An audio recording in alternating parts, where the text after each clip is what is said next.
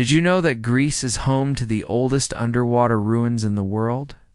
It's true. The remains of an ancient city lie at the bottom of the Aegean Sea, just waiting to be discovered. What secrets does this sunken city hold, and what can it tell us about our past?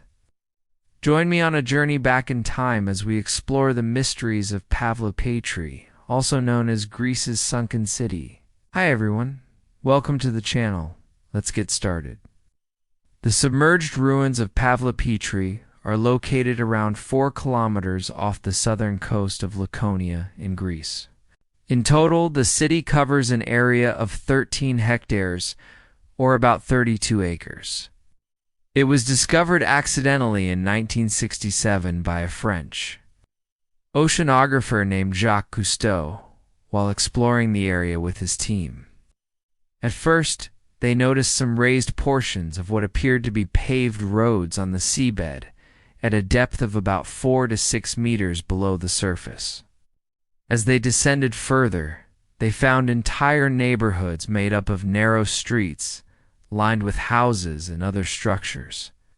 Since then, archaeologists have returned several times to uncover more about this mysterious site. Today, it's recognized as the oldest submerged city ever found and is estimated to be at least 5,200 years old, making it older than the Minoan civilization and classical Greece. What makes this discovery so remarkable is that Pavlopetri wasn't just a small settlement. It was a large, well-planned city, complete with streets, buildings, courtyards, and even a plumbing system.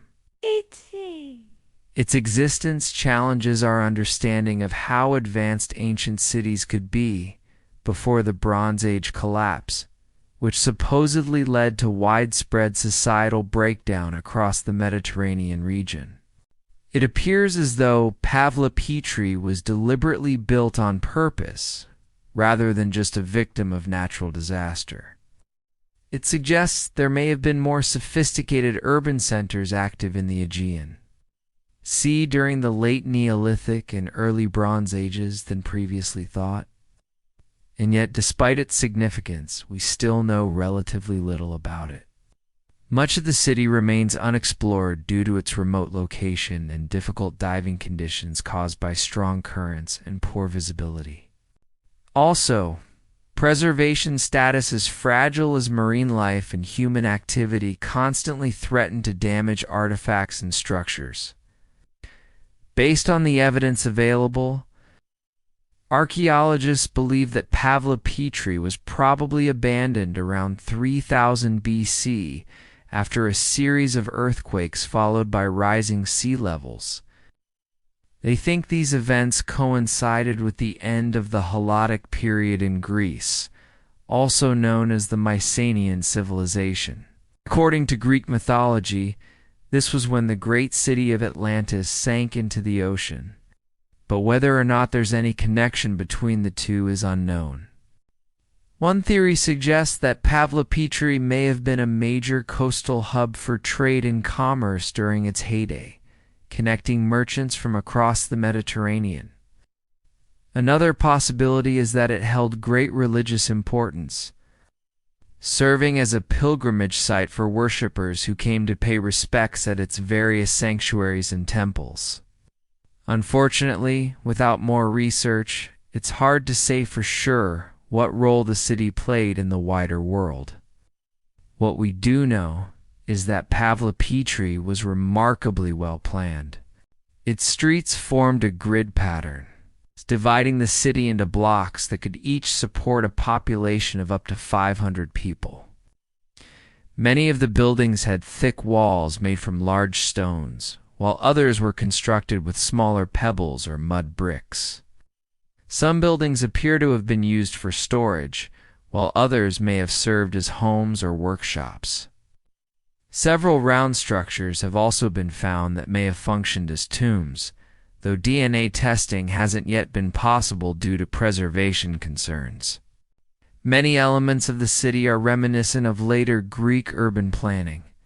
such as the regular street layout and use of public space. It seems clear that whoever designed Pavlopetri had a deep understanding of engineering and architecture. One particularly fascinating feature of the city is its plumbing system. Consisting of a series of channels and pipes that carried water from natural springs to public fountains, bathrooms, and possibly even indoor plumbing in some homes. Such sophistication was rare in most parts of the world at the time, let alone in Greece, where indoor plumbing wasn't common until Roman times.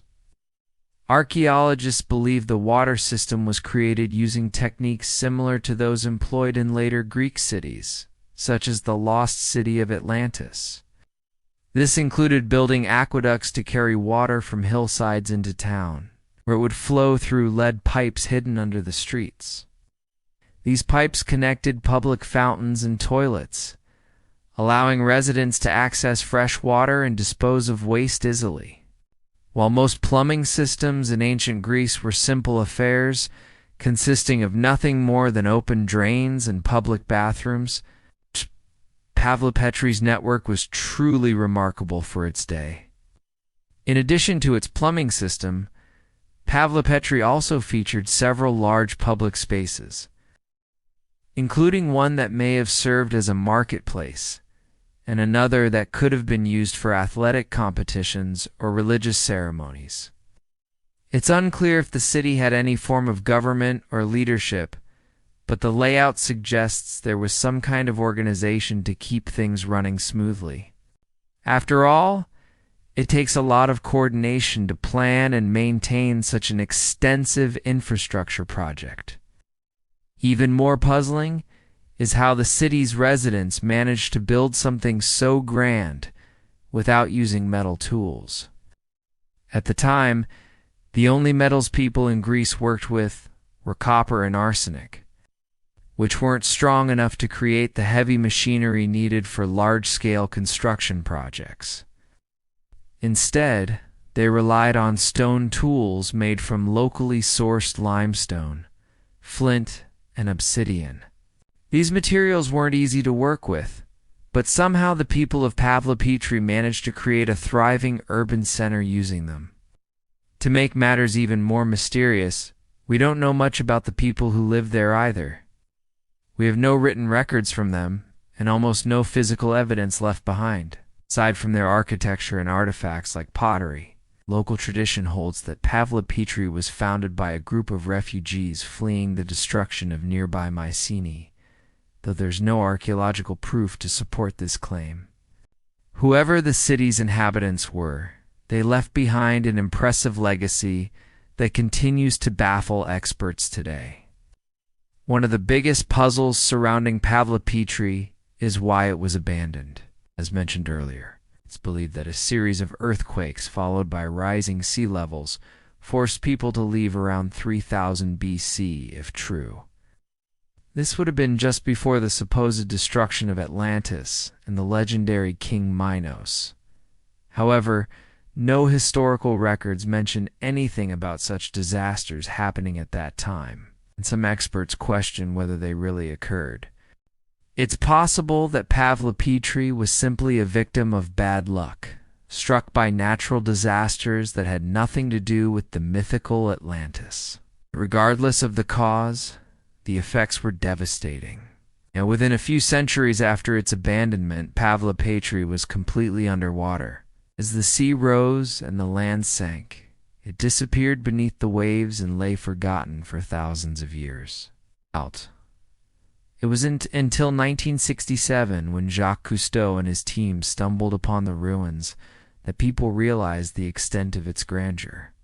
Even today, there's still much about Pavlopetri that we don't understand. Much of the city remains unexplored due to its remote location and difficult diving conditions. It's possible that new discoveries will shed light on many unanswered questions about this mysterious site. For example, recent advances in sonar mapping technology have allowed researchers to chart uncharted sections of the city. They hope to eventually map the entire area to get a better sense of its layout and uncover more about how life unfolded there thousands of years ago. As more and more people visit Pavlopetri, we may learn more about the people who live there, their way of life, and the reasons behind its downfall. But even if we never get all the answers, one thing is clear.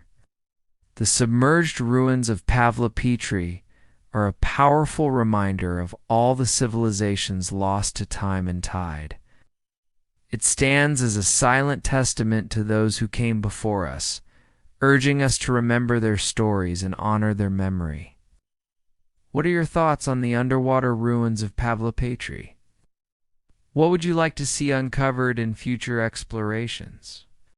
Let us know in the comments below. And if you enjoyed this video, be sure to like, subscribe, and share with friends. Thanks for watching. We'll catch you next time.